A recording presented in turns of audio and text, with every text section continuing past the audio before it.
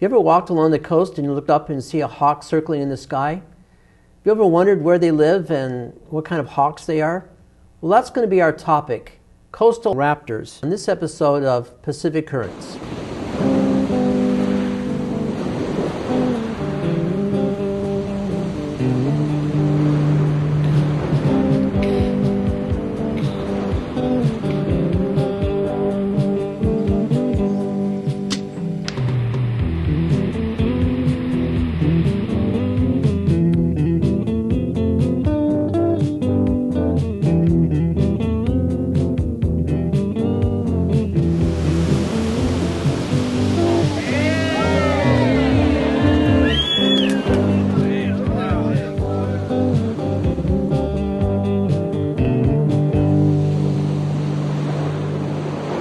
So along our coast, we have a great variety of birds, including raptors. And I'm fortunate tonight to have as my guest Alvaro Jaramillo, who is a biologist, but he also runs his own adventure expeditions to study birds, to look at birds. So Alvaro, I want to welcome you to our show. It's great to have you with us. Thank you, Steve.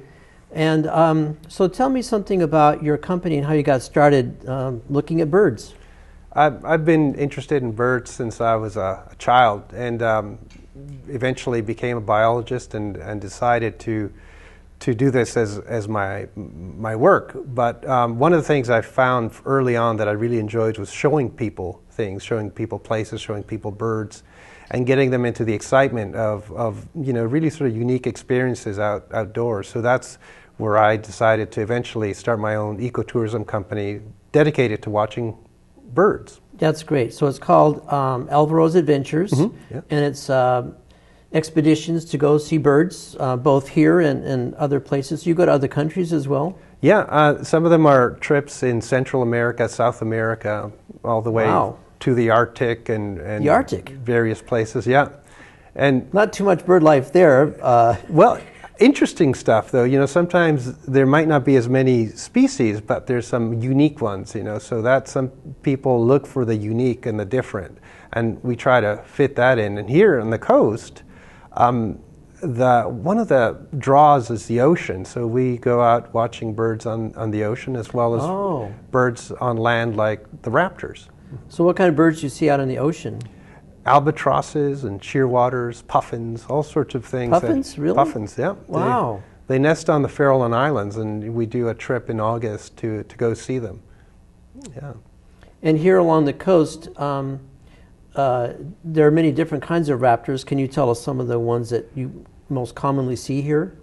Yeah, and in terms of raptors, we have falcons and hawks, kites, eagles. And the common ones include red-tailed hawk and the red-shouldered hawk, the white-tailed kite, the American kestrel, and the list goes on. There's various others. We even have golden eagles that live in the hills, and just across the hill, bald eagles. So. Really? Mm-hmm.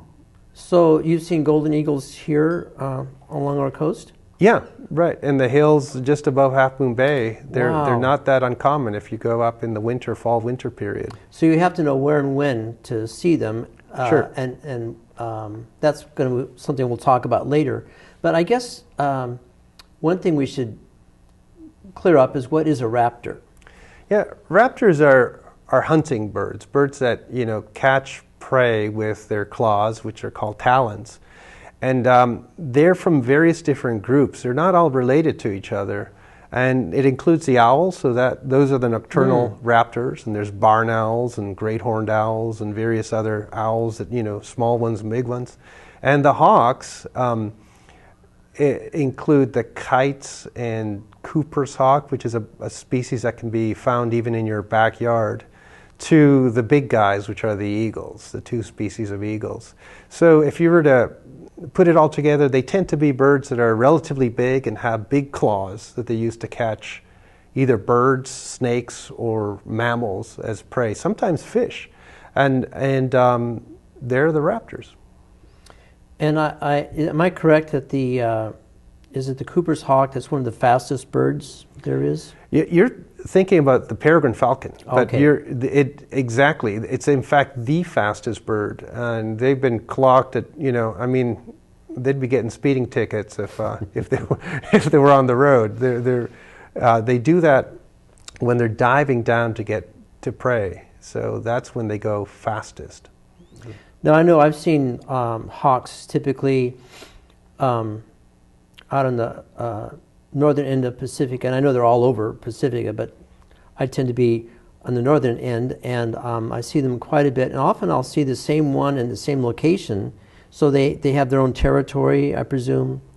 Yeah, they become really drawn to specific places where life is good. There's food for them, there's a good perch, and they develop habits over that. So you may see the same individual hawk on that perch, for days, maybe even weeks at a time. And yet, they're not all static. Some of these raptors migrate, come in from way far north, and others move south. So there's always a migration, in and out of the county, depending on what season's going on.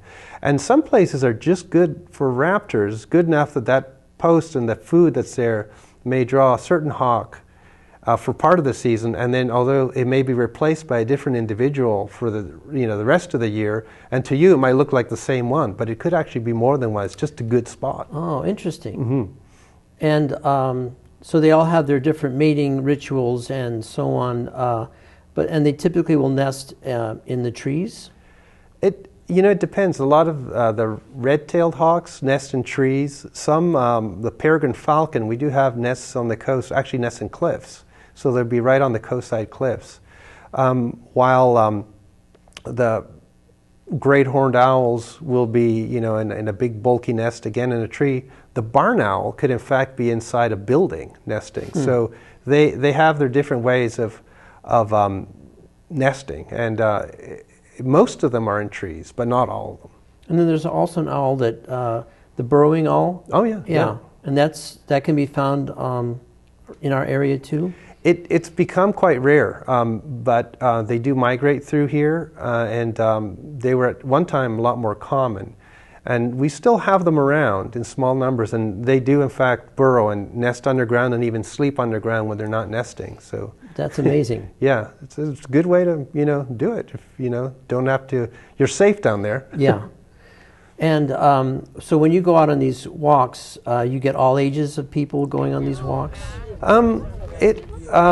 Most of the time get adults, but sometimes we do walks that are geared towards children, especially with the Coastside Land Trust. The idea there is that sometimes children have a different energy than adults, so it's good to have them incorporated to some walks, but other times it's better to have the families all together. Sure. When other folks want to be quiet and sort of a little bit more sneaky and get right in there close to the birds. And when people are going on these hikes, they typically bring binoculars and scopes, and they share them so everybody gets a chance to see the birds up close. Sure. Often when people become sort of birders, really sort of serious at it, they tend to have their own personal binocular. Binocular becomes a real, personal item. But the telescope is definitely a social item where, you can put the telescope on something and people come through and look and, study the thing that is, the focus of that moment. Definitely. Optics are really important just to get you that much closer so you really can enjoy the bird without having to get close to it. Sure. So why are raptors important in the whole scheme of things? That's a good question, and it goes at different levels, and I think one of them is the ecological level where they're important because they fill a role, a niche of hunting other creatures, including sometimes insects, sometimes pest species, mice, and they keep the balance of things, being a top-level predator, top of the food chain. That's important. It also, when they're around, that things are doing okay. They're a sign of health in the environment. So if everything that they're feeding on is here in good numbers, they're going to be here.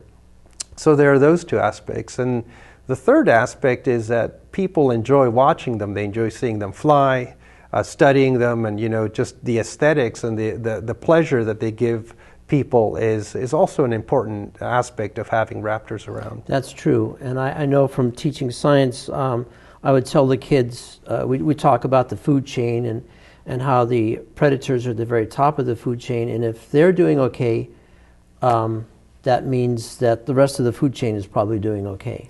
Right, and when you have coyotes, mountain lions, albatrosses, killer whales, all of these things in your environment, which we do here on the coast, it means things are doing well, that we're living in a place that is healthy and has a complexity in its environment, which is good.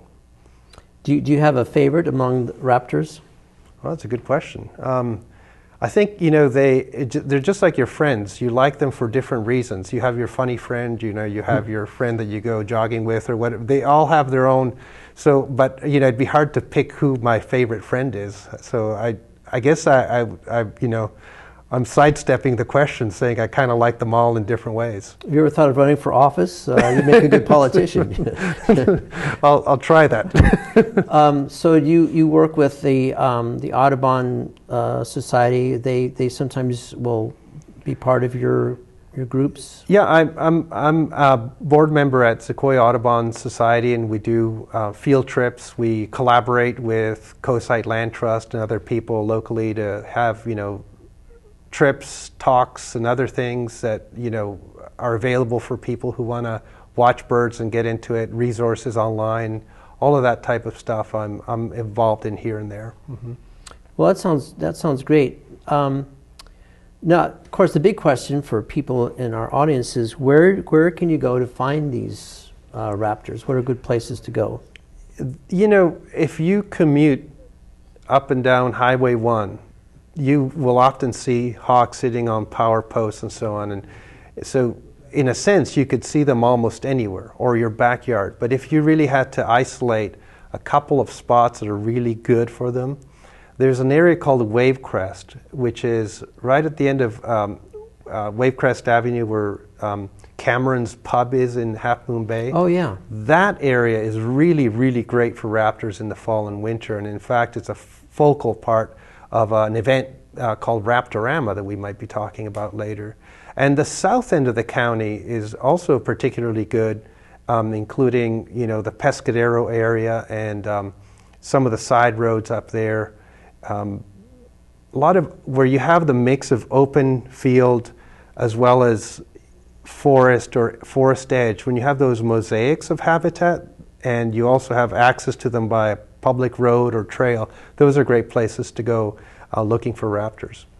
Now, is there a better time of day to look for them, like in the early morning, in the afternoon?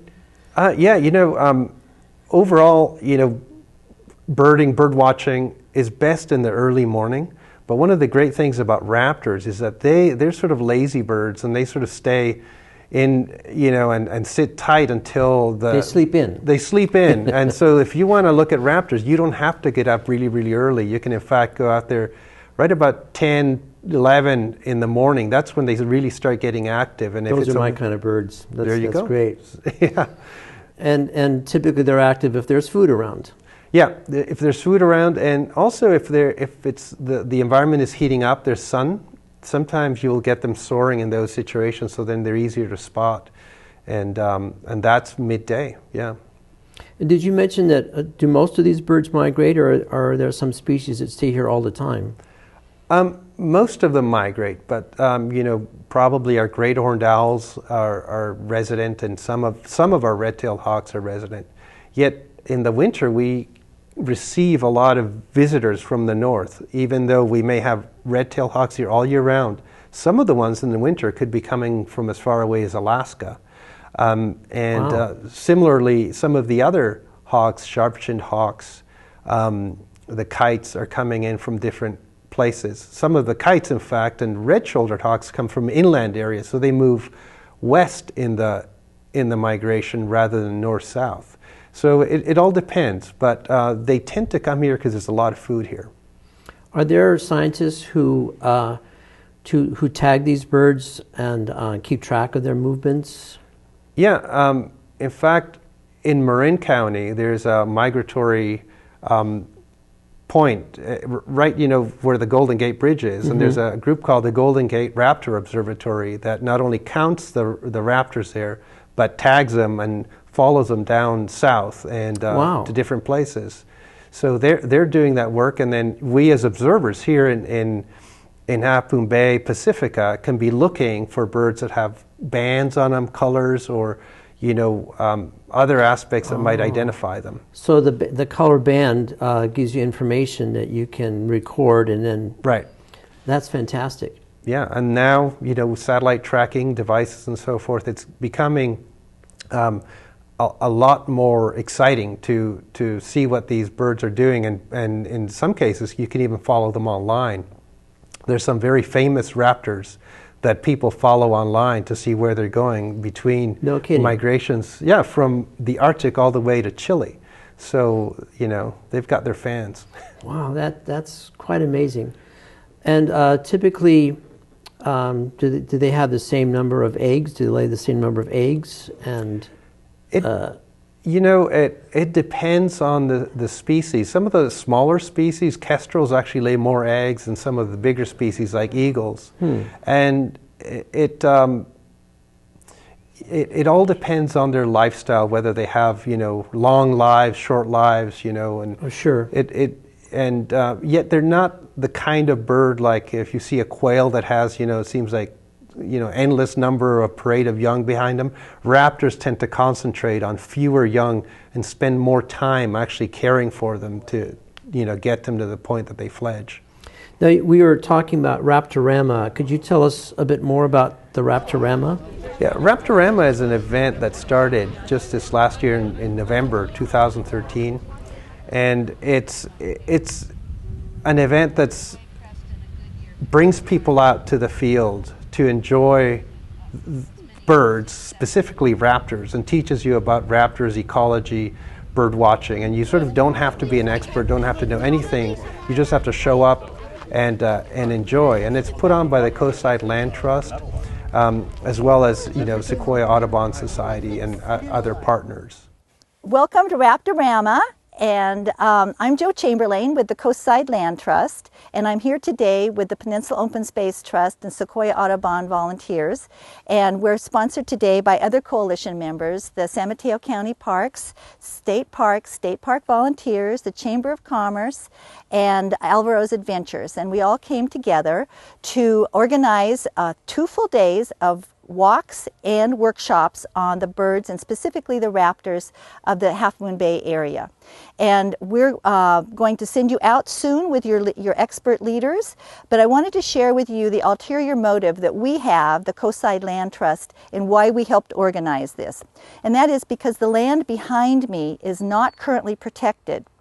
The land to the north of us and to the east of us is protected thanks to the work of the Peninsula Open Space Trust. However, the land behind us, behind me, is not currently protected, and we are working hard with the Peninsula Open Space Trust to protect these lands, and that's part of why we have, or a large part of why we have you here today, and that is that we're going to have our experts take you out on this beautiful land and have you bond with it and bond with the animals that depend on this land for their survival. And that way you will support our efforts in permanently protecting this land and helping the Coastside Land Trust and Peninsula Open Space Trust. So your leaders today are Jenny and Peggy and Melissa. And they are experts from Sequoia Audubon Society, and there are only 10 of you with these 3 wonderful birders, and they're going to take you out for about 3 hours, and you'll learn about all the birds and the plants, the natural history, some of the behavior of the birds, and then we will see you at another event in the future, and enjoy. So how many people typically come to Raptorama, would you say? Well, this last event, which was the first, I think brought out about 300 people. Wow. To the event. And it's a weekend event, so Saturday and Sunday, and there were events for children as well as adults, walks as well as lectures. And dinner with speaker. It was a social event as well as a birding event. Yeah, it's great. Oh, that's wonderful. And it's going to be held again next year, is that correct?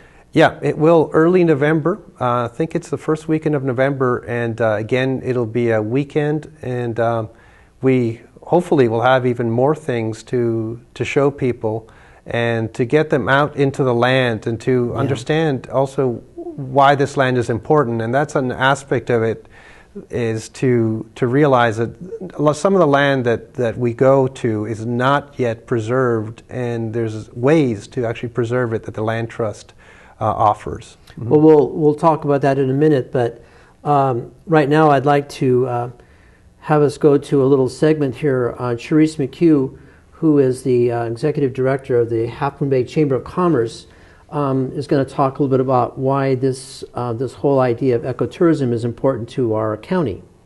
I'm Charise McHugh. I'm the president and CEO of the Half Moon Bay Coastside Chamber of Commerce and Visitors Bureau.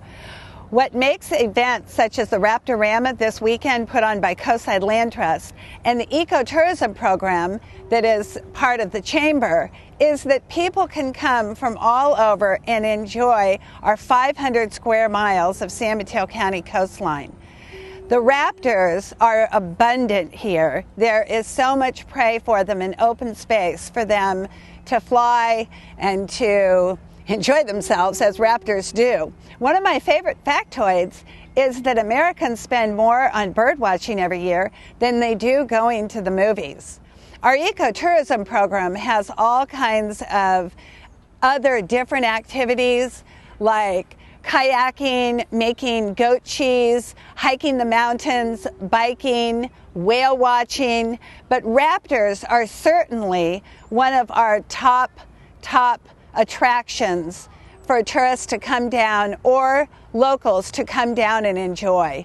If you need more information on the ecotourism program or any future Raptoramas, please go to our website or you can call our office and we'd be happy to help you. So this whole idea of ecotourism is relatively new, but it seems to be very, very popular. You can testify to that because of your own experience. Sure. in your company. And why do you suppose it's so big right now? I think people are realizing that, when you talk about Pacifica and, Half Moon Bay areas, the reason that tourists come here is because of the outdoor situations, the beaches, the hills, the forests, the pictures they can take of places, and really that is the focal element that we really bring that's unique. So they're not coming to our, shopping malls. They're coming to see the places, and that is ecotourism. So the hotels fill up and the restaurants fill up because of the nature, the natural history that's there that people come to enjoy. So it's really what people have done always, what tourism always has been. But now we have a clear understanding that the greenery, the ocean, the surfing, all of that is really the key to our local tourism. And I think in our modern times we've sort of gotten away from the magic of nature. You get so wrapped up in your daily life and driving and shopping and all that stuff, you forget about what's really going on around us, our surroundings, and what's beautiful about it. I mean, the native people never lost that, but we have sort of, and I'm glad that it's kind of a resurgence, I think, of this whole idea of what's really integral part of being human is being part of our surroundings, our greater surroundings. Yeah, I mean, it's the same reason why we have plants inside our houses and we have pets. Part of nature is really part of us. We sort of forget that at times, and then when you get out there and you're walking around enjoying things or riding your bike along the coastal trail, and you suddenly feel at ease and your stress sort of flows away. It's not a coincidence. It's actually, in fact, part of living a healthy lifestyle is to be outdoors and to enjoy nature. And in fact, the less resistance people have to this idea, the happier they end up being. Yeah. Oh, sure. And that leads to why we need to preserve these lands, not only for the animals, but for us too, because we need a place to go. to remind us of our roots. Sure. And, I think, when you look back at, conservation in, 20, 30 years ago, it was always about conserving animals and conserving habitats. But again, now it's a little bit clearer that it is about conserving ourselves and our health. Yes. It is all really all tied in together. And then, it would be a really sad situation if we didn't have, killer whales anymore because the ocean is now depleted or something. So we want to keep things in balance, not only because of the whales, but because we understand that having those whales around is good for us. It means that our environment is healthy, and also that we enjoy having those creatures around. It's part of, it's part of being us, humans. Yeah, it gives us an idea of why we're important, because we're part of it. But we're not the only part of it. Right. We're part of something bigger than us. Exactly. And it's really, enriching to, as part of your life, to have wildlife and to then sort of say, well, if I'm interested in this, I will do something for it. And that's where the conservation comes in. Yes. In terms of figuring out what is the little bit or the lot that you can do to either preserve habitat locally, by getting in touch with a group like the Coastside Land Trust or Audubon Society, or, in your own backyard, putting in plants that are good for wildlife, or, something that enhances your little patch of the world, not only for yourself, but for the birds and the bugs and the other creatures that live around us. So it seems like bird watching has become part of the conservation movement. Yeah, the number of bird watchers is increasing, greatly in the last 10, 15 years. We have Hollywood movies now about the big year, and we suddenly have this amazing, and I never thought I'd see it, interest in birds. And each one of those people that becomes interested in birds becomes an advocate for birds and for wildlife. So little by little, we have more folks that just are keyed into what's, it's needed to preserve our native habitats. Well, I think more power to you, because I think, by watching birds, you're also watching what's happening around us. And we all need to be more aware of what's going on around us and not be tied into the TV or the video store. That's great. Yeah, it's the real world. Right. Well, keep up the great work. Thank you. And it's been a real privilege to have you on the show tonight. And thanks for giving us a lot of insight into the bird life around here and the land trust. And I'm peaked now. I think I want to go on one of your tours. All right, let's do it. Thanks for having me. All right. Well, folks, you can always see our shows on YouTube. Just look for the Pacific Currents channel, and you'll see all of our shows right there. Thanks very much for joining us, and hope to see you next time. Good night.